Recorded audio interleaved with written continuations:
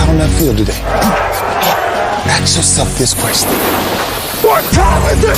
Game time! What time is it? Game time! What time is it? Game time! What time is it? Let's go! We ready! We ready! We ready! We ready! And let's go to the house! And let's go to the house! When I step on the field, I send one message. And this is what it feels like. This is what it feels like. Football is getting hit. That's it. It's gonna be football now! What time is it?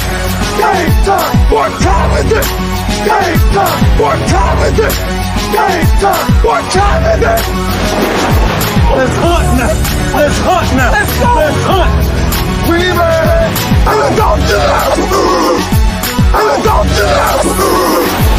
We're talking about the Jets like we're talking about the Saints. You know, all this, how like we the Miami Heat of football. Yap, yap, yap, yap. The bottom line is you got to buckle up your chin strap. It's embarrassing. Yap, yap, yap, yap. Don't disrespect the game like that. There's too much crying from them. He's a man. They can be hit just like us. He's a man. You already make the big money. He's a man. Don't cry when you step on the field, man. That's war out there. When I step on the field, I send one message. And this is what it feels like. Oh, my bad, my bad. Your bad don't work in my world. What time is it? Game time! What time is it? Game time! What time is it? Game time! What time is it? Let's go! Let's go! Let's go! We ready! And let's go to the house! And let's go to the house! It's a wrap. Game over.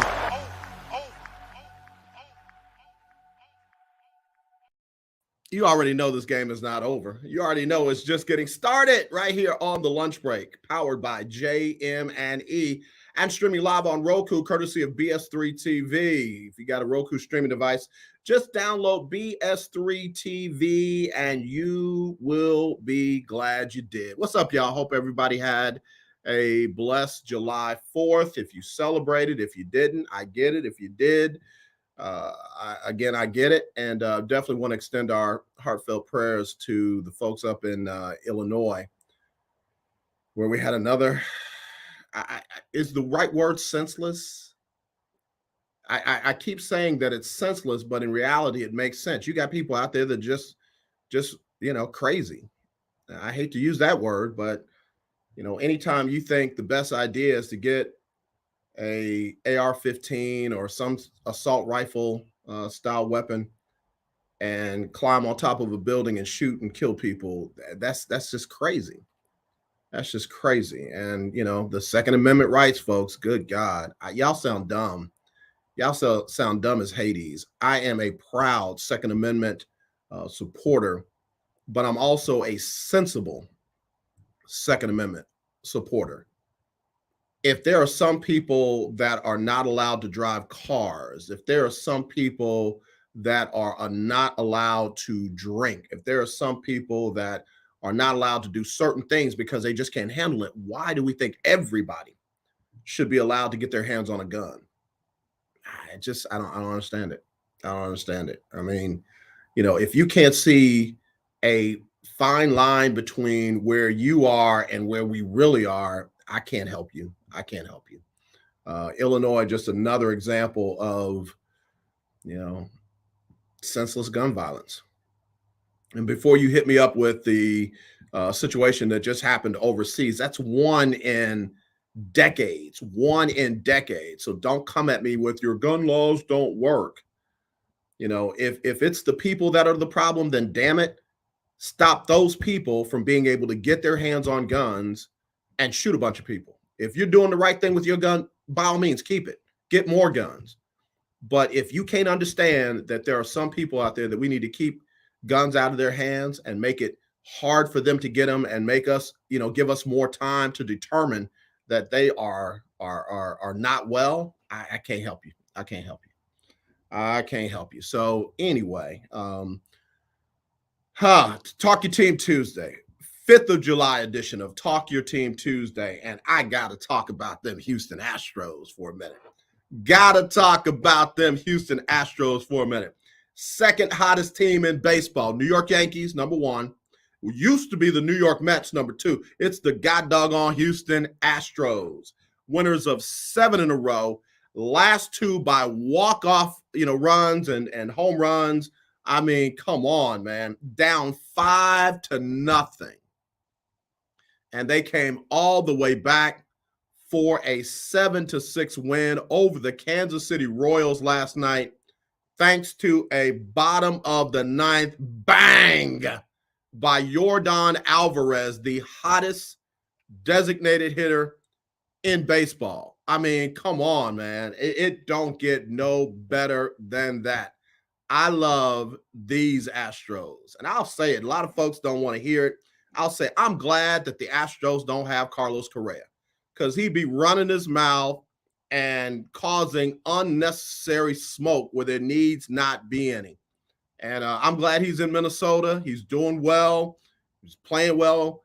I wish him nothing but the best where he is. But I'm glad Carlos Correa is not on this Houston Astros team, because now Dusty can give these young people a chance. Jeremy Pena has not disappointed.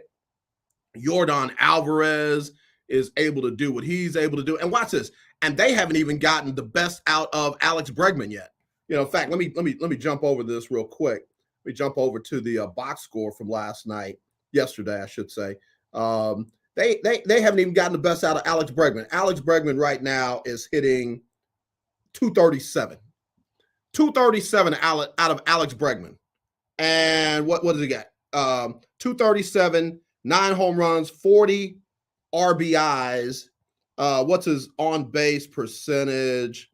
355, OPS 753. He's got how many hits? 63 hits and 44 strikeouts. He hadn't even locked in yet.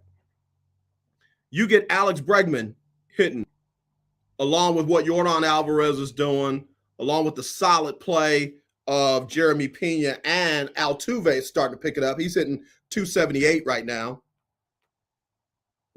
Again, these Stros, there's a lot of opportunity for them to get better. Now, I'm not saying they're going to catch the Yankees. Not saying that. The Yankees are having a special season.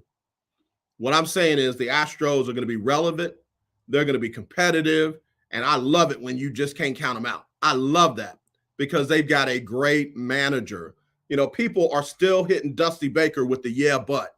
And they'll bring up some obscure, oh, he left the pitcher out there too long. Or, oh, he pulled the guy out before, and didn't let him finish a no-hitter. Like, please, Dusty knows what he's doing. Dusty has proven that he knows what he's doing. Does he have a World Series championship? Nope. But many, many great managers finish their careers without getting one. I don't want Dusty to be one of those. I want him to get one before he's done. That should be on a t-shirt. Get one before he's done. So we'll see. Keith Hennick, how are you, brother? Good to see you out there, man. Hope you had a good 4th. What'd you do for the 4th yesterday? 281. I'm sorry. I'm about to give y'all the old phone number. 832-403-5005. 832-403-5005. If you want to call in, you can also text me on that number, 832-403-5005, 832-403-5005, and I'll read your comments on the air. You can always email me at aj@jonesmediaandent.com. aj@jonesmediaandent.com. I'll read those comments on the air.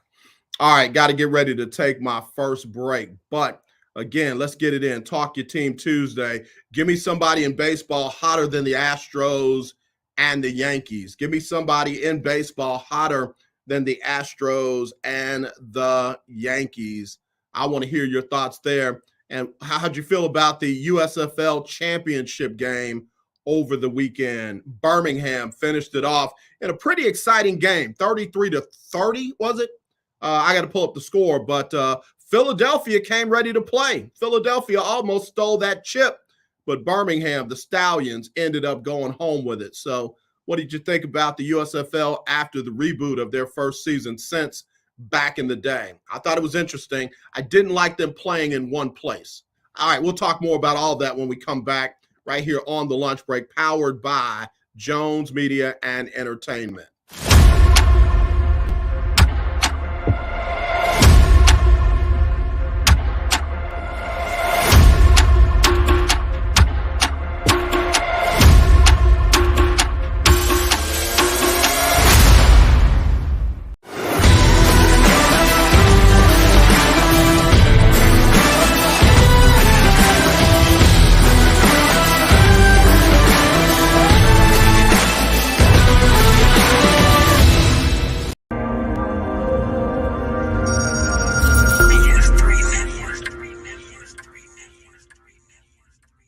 BS3 Network, changing the way you watch TV.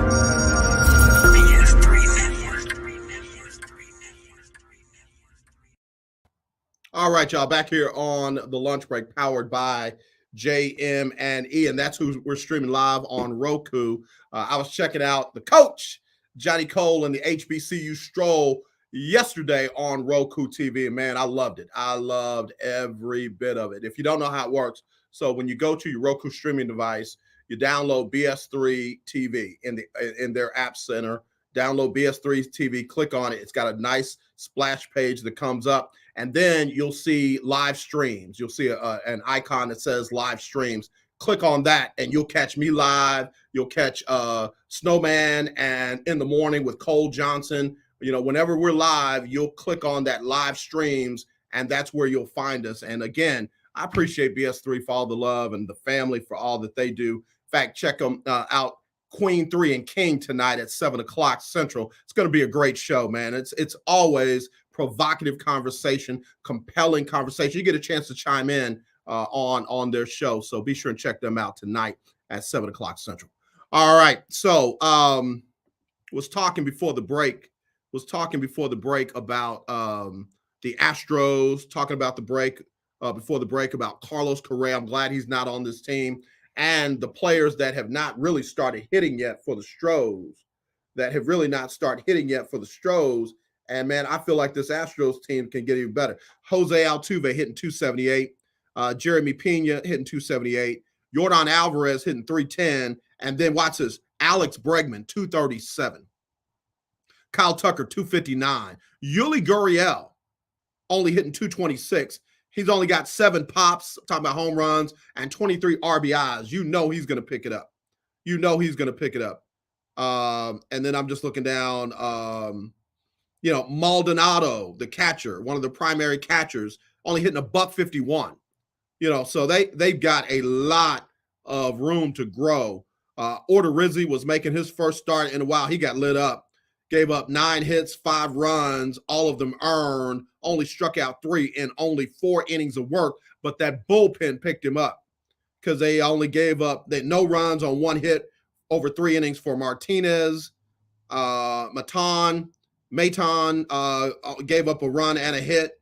And then Stanek came in and shut it down, got the win.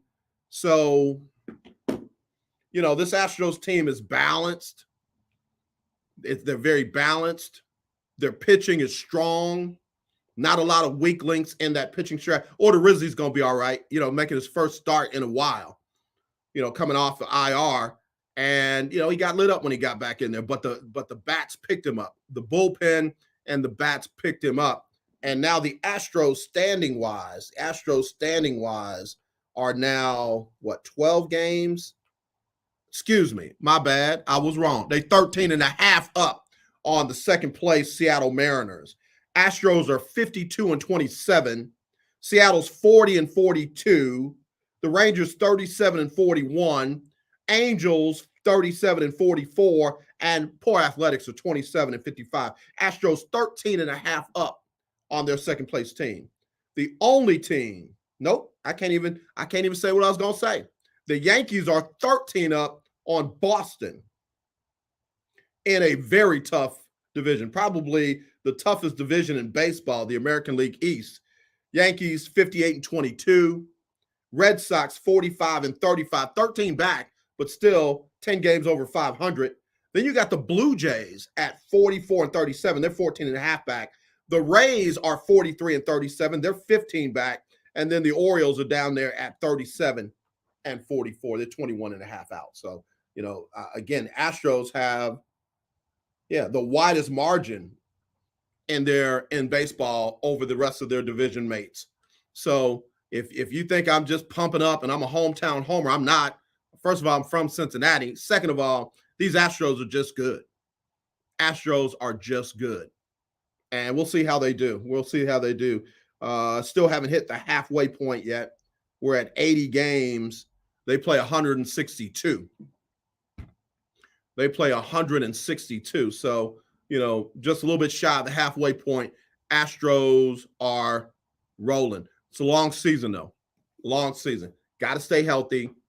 Got to get all the bats as hot as they can, and got to keep that strong pitching. So, I trust Dusty. In Dusty, I trust. I ain't going to say we. I don't know who you trust. I don't know what you trust. So give me another team hotter than the Astros and the Yankees right now in baseball. Another team hotter than the Astros and Yankees in baseball. Let me go to, let's see. This is 713592. 713592 said, AJ, the Mets are still rolling. They're 20 games over 500. Yeah, I never said the Mets were out of it. And oh, yeah, by the way, the Dodgers are 21 games over 500. So I will give you either of those teams, the Mets, the Dodgers. I'll even throw the Padres in because the Padres are only, 4.5 games back of the Dodgers. So yeah, again, I wasn't saying that those two teams were the only hot teams, but man, let me put it this way. The Yankees have a 725 win percentage. The Astros 658. And then over on the National League, you got 625 for the Mets and you got 633 for the Dodgers. So the Astros and the Yankees are just, they up there. I don't normally talk baseball this long, but man, when the Astros did what they did yesterday for their 7th win in a row, they won something like 9 out of their last 10 games. That's hot. And we're not even heading into the All-Star break just quite yet. All right, let me take a break, come back with more. Let me hear about your football stuff. What do you think about the realignment in college football? And what's that going to do for your favorite team? Ohio State, Michigan, Wisconsin, Michigan State. How do you feel about two perennial powers from the Pac-12, formerly the Pac-10, making their way up to the Big Ten? And HBCU folks, what do you think about your conferences? Is it time for HBCUs to develop a power conference? We'll talk about all that when we come back from the break right here on the lunch break, powered by Jones Media and Entertainment.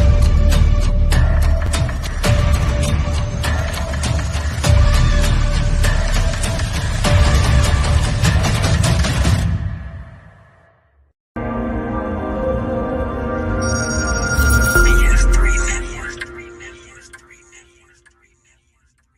BS3 Network.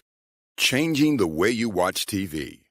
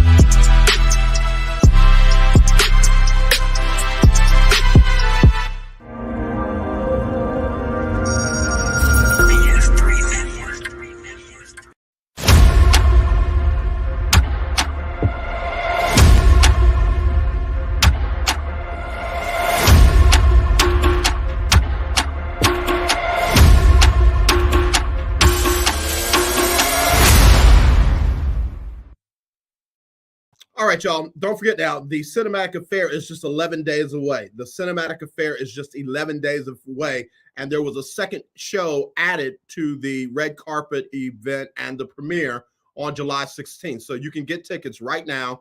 In fact, I think they're on the final minutes or hours of the 4th of July sale. You can get tickets for like $20. But anyway, that website you go to is thecinematicaaffair.com. the cinematicaffair.com and get your tickets. All right. And we'd love for you to come on out, see your guy in a movie premiere. I'm in a movie called Soulmates, and it's well written, well produced, great acting. You know, I'm not patting myself on the back. I'm talking about my colleagues. They did a phenomenal job. I had to step my game up to not bring down the energy of the movie. So be sure and check it out. Be sure and check it out. Again, it's the Cinematic Affair. July 16th, there has been a second show added so that you can check out the premiere of all three of the short movies, the season, also Book of Aries, the season, the Perry's Games, and then you got the Book of Aries, and then you got Soulmates. So be sure and check all that out on July 16th. Okay, all right, we're back, and let's see, somebody hit me up. And let me see who this is. This is 803-529. 803. South Carolina, what's going on? What's going on? AJ, do you think Clemson should or will go to one of these power conferences? A, yes, I think they should. I don't know if they will. I just don't know if they will. I think the most logical place for them is in the SEC. But I don't think they want to see Bama before the college football championship. I think if they join any power conference, it'll be the Big Ten.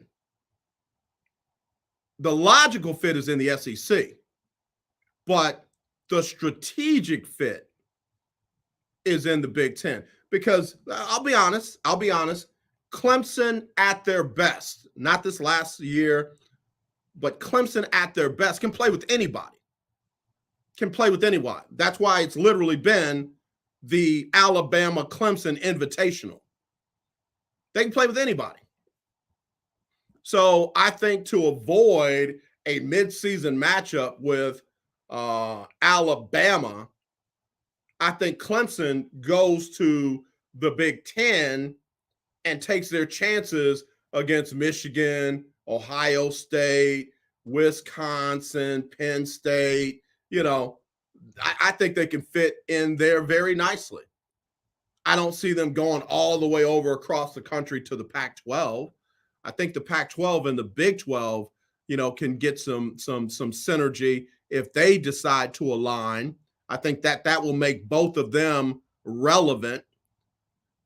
But yeah, again, once the Big 12 loses Oklahoma and Texas, I'm sorry. I'm grateful that U of H is there. I'm grateful Cincinnati is there, Central Florida, but it's not the same. It's just not the same. And Bowlesby, to me, killed that conference from within. A pastor said this the other day. I'm not trying to preach a sermon, but he said one of the reasons why most churches are in the situation that they're in now is because people are trying to do it the way they used to do it, or they always did it. The way you always did it might have worked back then, but it's not working now. So your church is not growing. It's not relevant. It's not meeting the needs of the people. It's the same thing with the Big 12. They wanted to hang on to the history instead of creating a new path forward. I mean, you keep looking back. Those are memories. That's not vision. They didn't have a guy who had vision running the show. I don't know if this new person is or not. But if they don't look at alignment with the Pac-12, then they're missing it. They're missing it. They're not going to be absorbed by the SEC, and they're not going to have all their members join the Big Ten. So the logical spot for them is with the Pac-12, and it's decent for them regionally as well. So back to the Clemson thing, I think Clemson has a natural fit with the SEC for football now, and somewhat basketball, but more football. I don't see them joining the Big Ten unless they want to be strategic. Strategy tells you we beat everybody in the Big Ten, get another automatic bid to the conference to the playoffs, and then we take our chances with Alabama, Georgia, and schools like that. So good question, 803. Big shout out to y'all over there in South Carolina. 281-392, 281-392. AJ, I think USC and UCLA are going to struggle in the Big Ten. It's funny you say that. Because let me go to the Pac-12 real quick. Last season, USC was 4-8, 3-6 in conference play. UCLA finished second in the south part of the Pac-12. They were 6-3 in conference, 8-4 out of conference. So 4-8 and 8-4. 4-8, 8-4. Now let me go over to the Big Ten. Big Ten.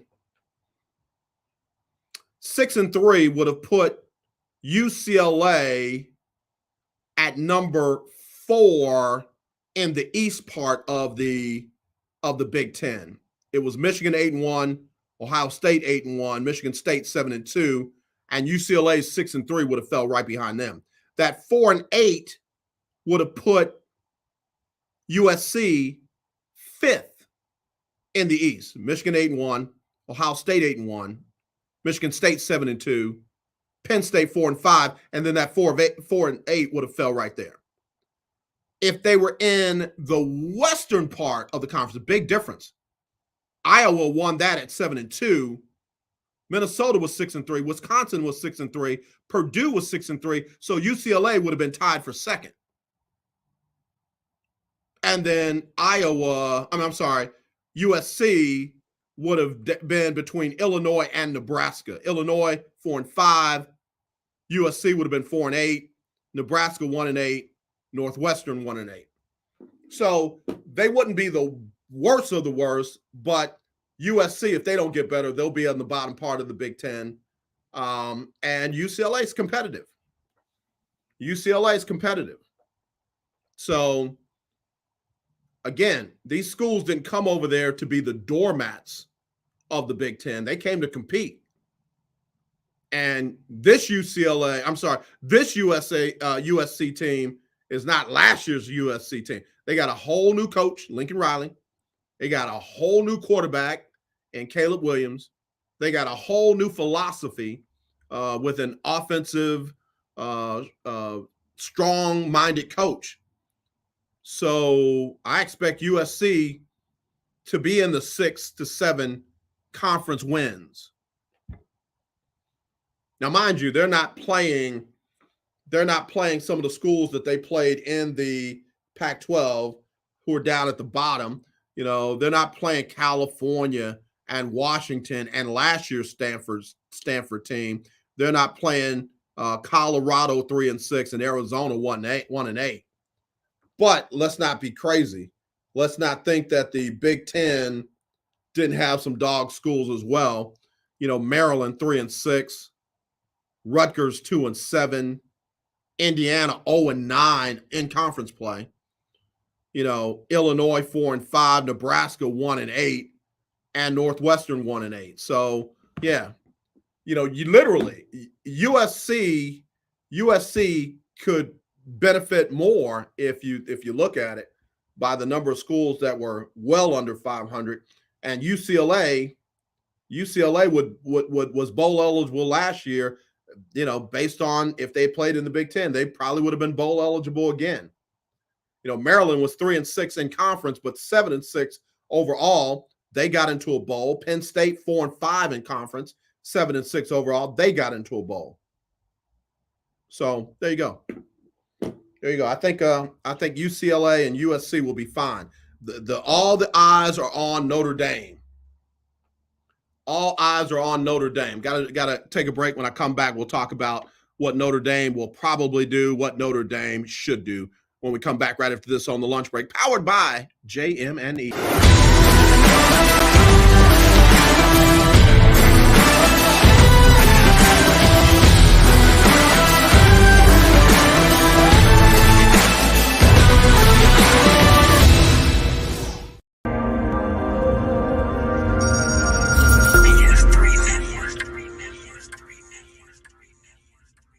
BS3 Network, changing the way you watch TV.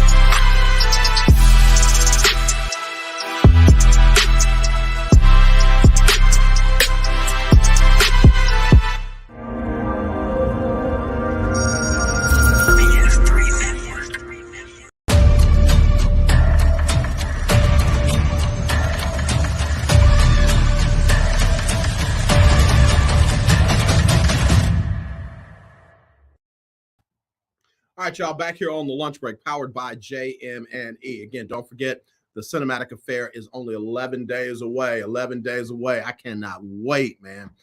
Be a part of a movie premiere, a movie called Soulmates that I am in, but there's also the Book of Aries by my dear friend Jacoby Chantel, and the Perry Games. It's part of the I forget what it's called, but there's several different episodes of this show called The Season, and this year's episode will be the Perry Games. So it'll be very interesting. Y'all check it out. Y'all check it out on July the 16th. Go to thecinematicafair.com, thecinematicafair.com. Get your tickets for that second show that's been added on July 16th. All right. All right. Notre Dame.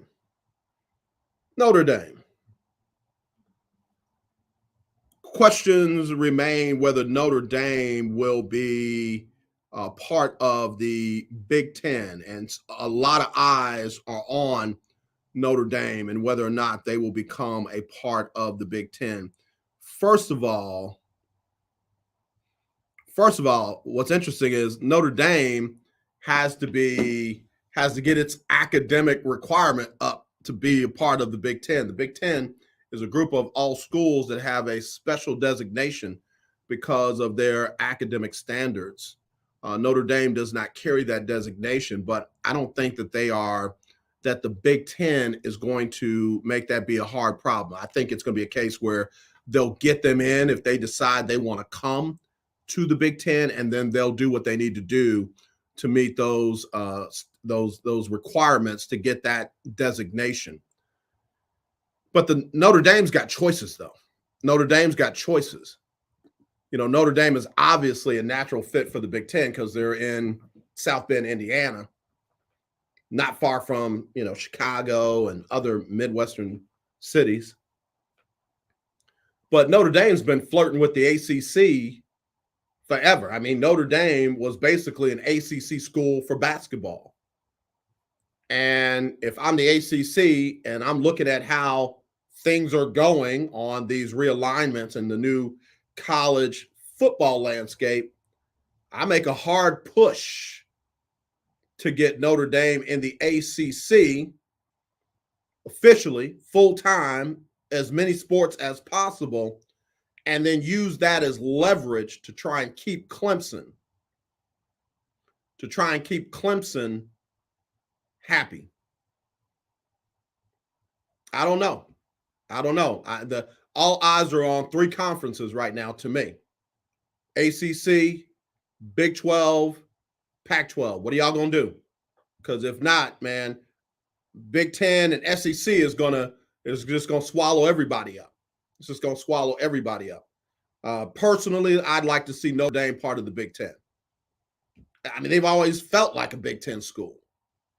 They got more Big 10 DNA in them than UCLA or USC. So, we'll see how that plays out. But if I'm Notre Dame, I'm definitely weighing my options. I'm looking at TV revenue share. I'm looking at, viewership. I'm looking at how that will benefit the school.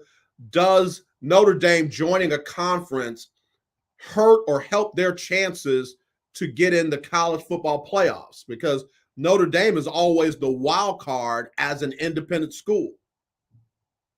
They don't take away, from another ACC school or SEC school or a Big 10 school. So they're always the X factor, if you will.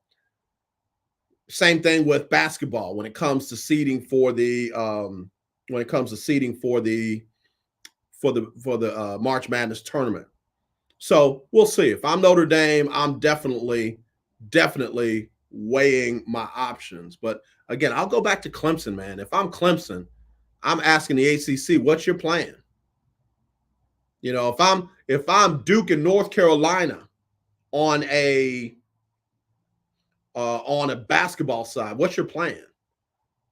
We look at these power conferences. They're not just realigning to share, to take a smaller cut of the money that they had. They're realigning because that means more money and more for them to share. So everybody should get bigger pots now as a result of these bigger conferences. So, again, you got to look at some of the perennial powers and respective sports and conferences that are right now stagnant, not doing anything. If I'm Kansas, basketball-wise, in the Big 12, new commissioner, what are you going to do? So we'll see. We'll see how this all plays out. I teased earlier the HBCUs. Right now we got the SWAC, got the MEAC, got the SIAC, got the CIAA, and then you have some historically Black colleges that are in non-HBCU conferences, like the Ohio Valley Conference, where Tennessee State is, and you've got Central State. Not Central State. You've got North Carolina A&T and Hampton that have bolted for non-traditional HBCU conferences. So, the question is, again, if you keep looking back to what you had before and what it was before, those are memories. If these commissioners in these HBCU conferences don't realize that they have an opportunity to realign and to make power conferences where they can control and can command some of these TV package dollars and distribute that between their member institutions, they're missing it. You got the wrong people in charge. I know that there have been ongoing talks about the SWAC and the MEAC becoming one conference. I know the CIAA has a number of member schools, and the SIAC has a number of member schools. But again, if you combine some of those conferences and make a super conference, then now you can go to an ESPN and say, hey, listen, we want a bigger share of you carrying our games. And I'm serious, man. I'm of the standpoint that, it doesn't have to come from ESPN. Amazon put a whole NFL squad together. Guess what? Get an HBCU college football squad, or college sports squad, or get with Byron Allen, and he's already picked up a number of games and sports from HBCUs. Expand that relationship, because now you've gotten a super conference together that's going to require people, going to draw people's attention. So that's my thought. That's my thought. I think that they've got to be strategic. In fact, I got to take a break. When I come back, I want to read something from HBCU Game Day, a recent article that they put out. Brother does an amazing job. I'll give credit where credit is due when we come back right after this on the lunch break, powered by Jones Media and Entertainment.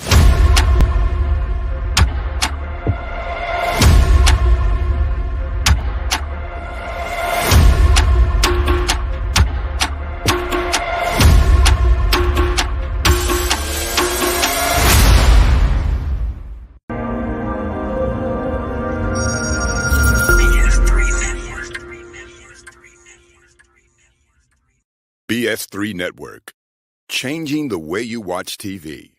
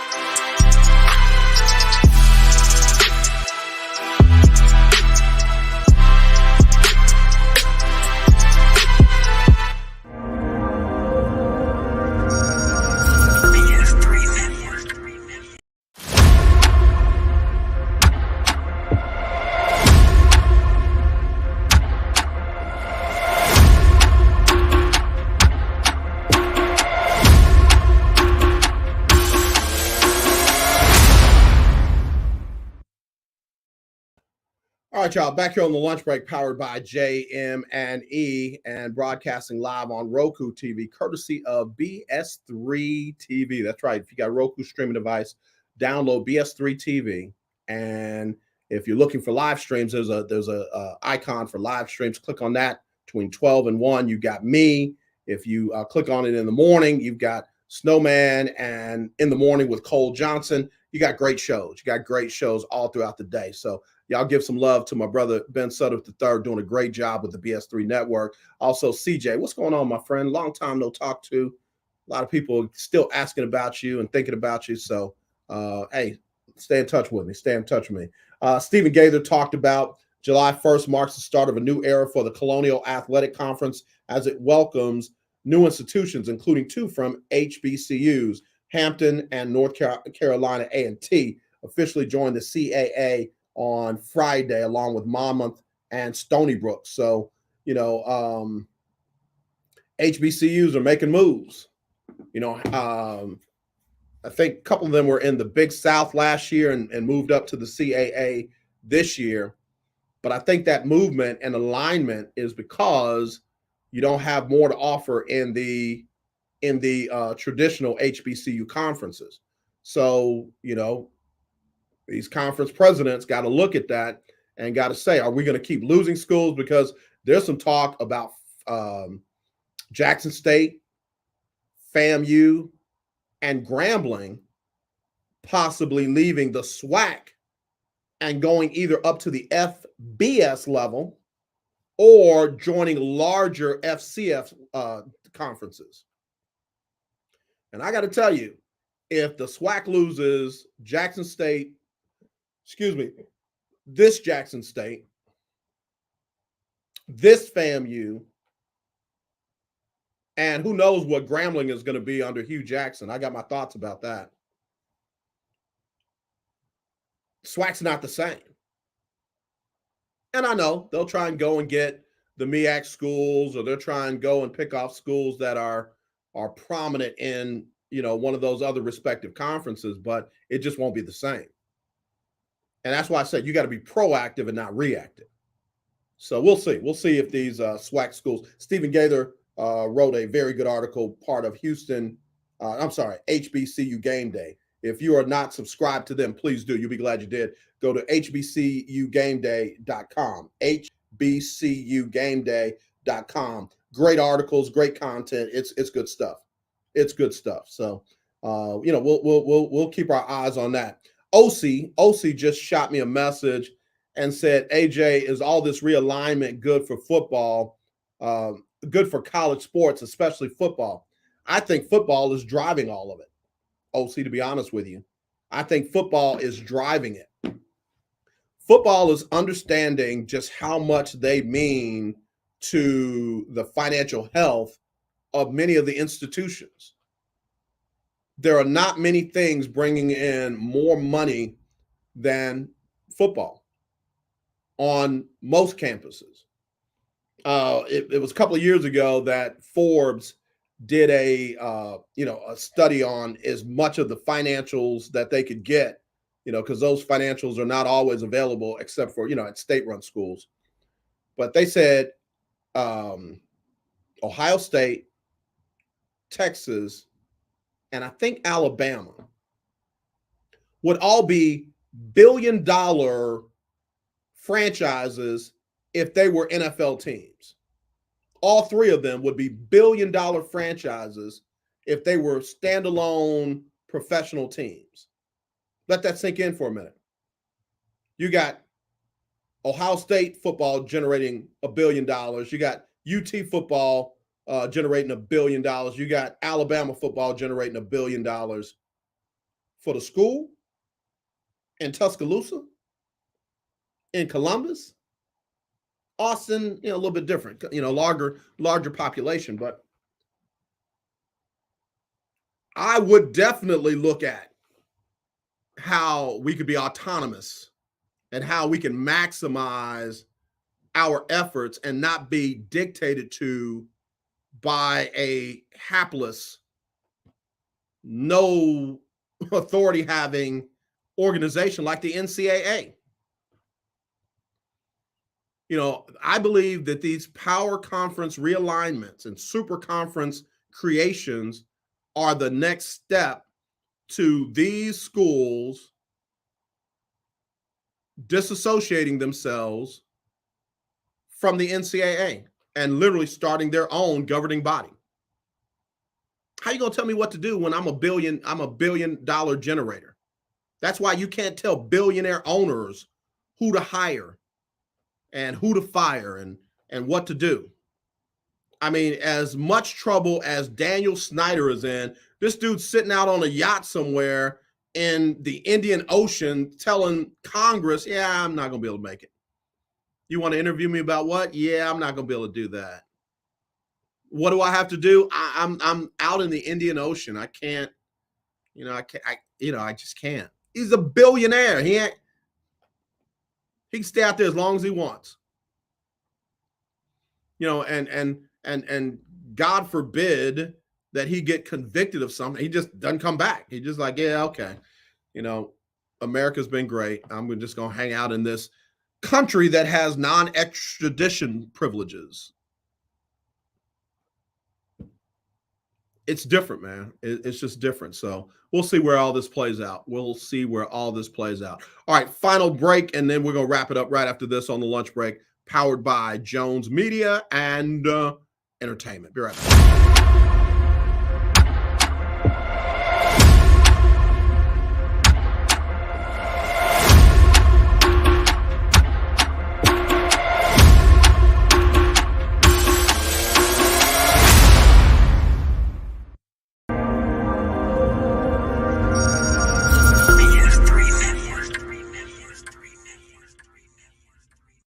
BS3 Network.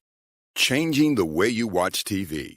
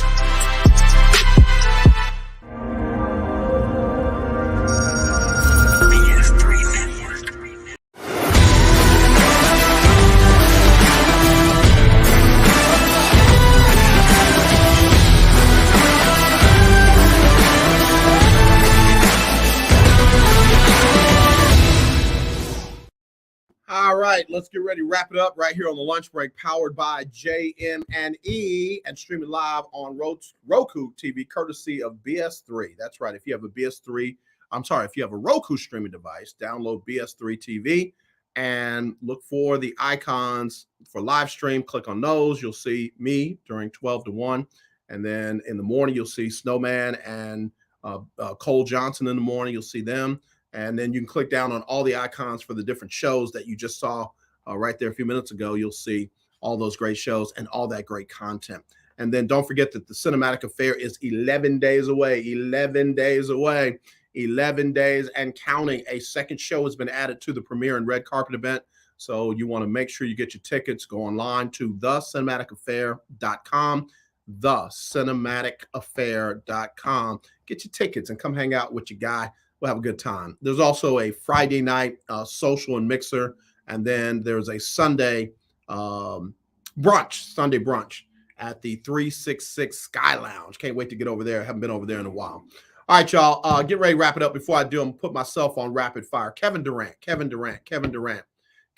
put out a cryptic text about, those that are in that locker room with me. They know what it is. They know what I'm about. It's like, Kevin, bro, you doing this to you. You and Kyrie both are doing it to you. It's just not anybody doing anything bad to y'all. It's not anybody making you guys do what you're doing. And basically, you're handling your business the way you want to handle your business. But, people are going to comment about it. I stay out of people's money, stay out of people's wallets, stay out of people's bank accounts. But 1 minute you're all in on Brooklyn, the next minute you demand to be traded. Kevin Durant's got 4 years left on his contract. I'm just saying, everybody went ham on Ben Simmons when he demanded to be traded. He had 3-4 years left on his deal, but some kind of way, because it's Kevin Durant, we're supposed to just say, oh, okay, it's Kevin, never mind. I mean it, man. You hear about football that a guy's a quarterback. A coach killer. This quarterback's a coach killer. They said that about Michael Vick, which was stupid as hell. But man, Kevin Durant, I don't want him on my favorite franchise. I don't want him there. I hope the Rockets are not trying to find any way possible to get Kevin Durant or Kyrie Irving. Kyrie Irving made personal decisions. Not knocking him one way or the other. Kyrie Irving made personal decisions that affected an entire franchise. And guess what? Even after things changed, they came up short. So they made all these personal sacrifices for Kyrie Irving that affected the entire franchise. Coach, trainer, players, everybody was affected by Kyrie. It's a personal decision.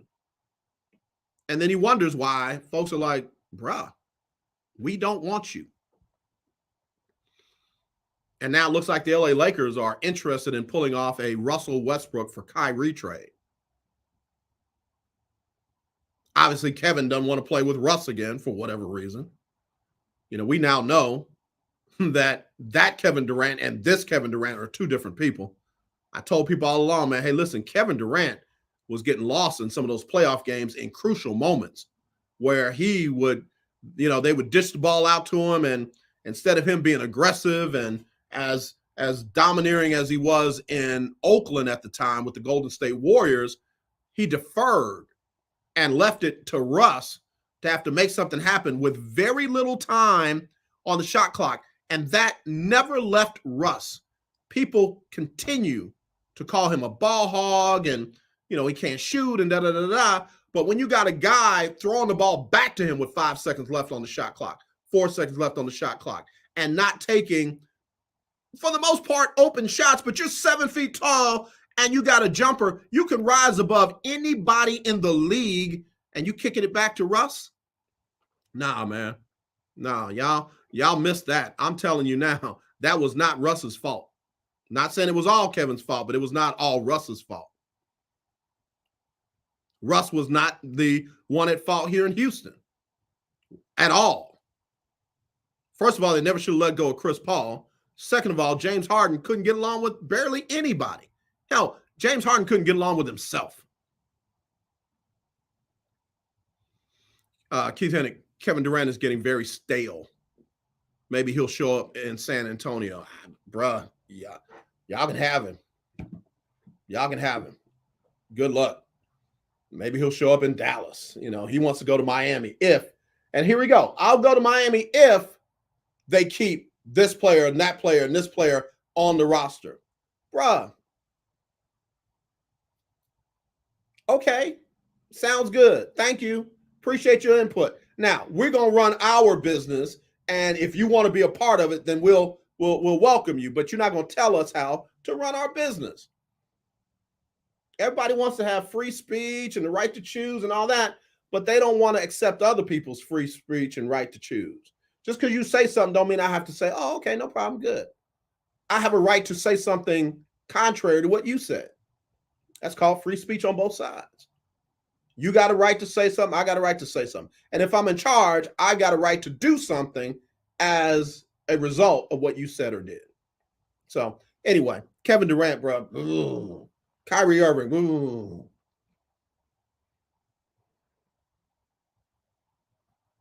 I don't know. It'll be interesting. We'll see what the Lakers do. If they bring Kyrie into LA for Russ, can LeBron, Kyrie, and AD all coexist? Is Kyrie going to finally defer to LeBron and stop expecting LeBron to defer to him? LeBron's got multiple rings. Kyrie's got how many? All right, I'm ready to go. We'll be back tomorrow for Winning Wednesday. Lord say the same. As always, let's not be divided. Let's be united. I truly do love you. There's nothing you can do about it except join me here tomorrow for Winning Wednesday. All right, y'all. Y'all take care. We'll go out like this. Sybil Wilkes with what you need to know. Today is Tuesday, July 5th, 2022.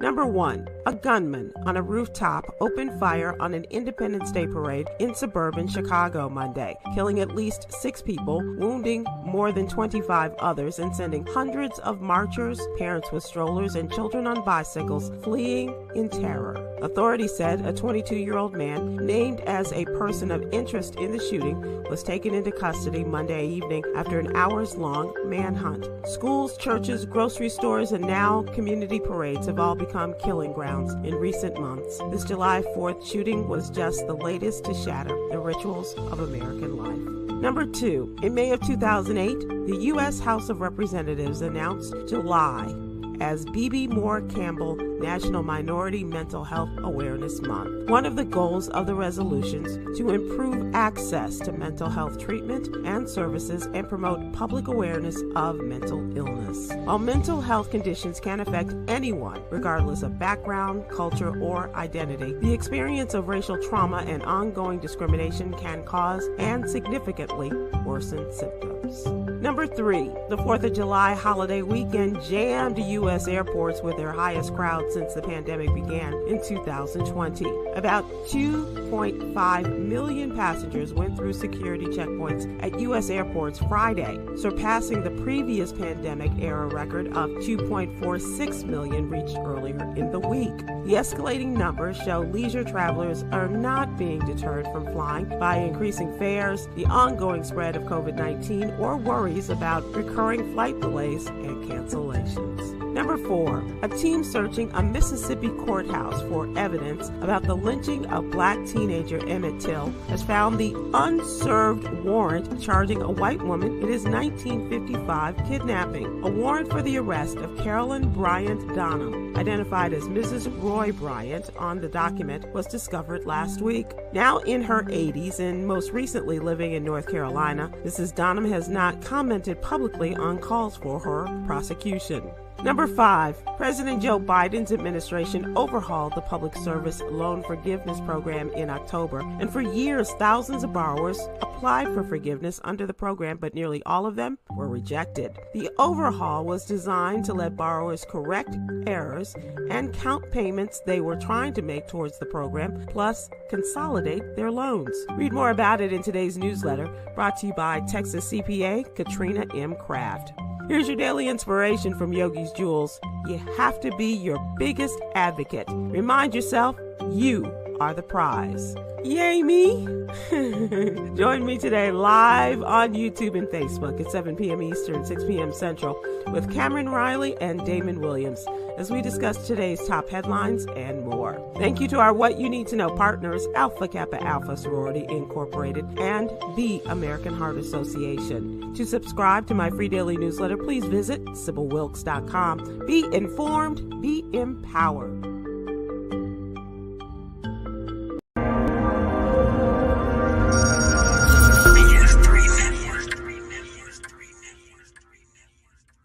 BS3 Network.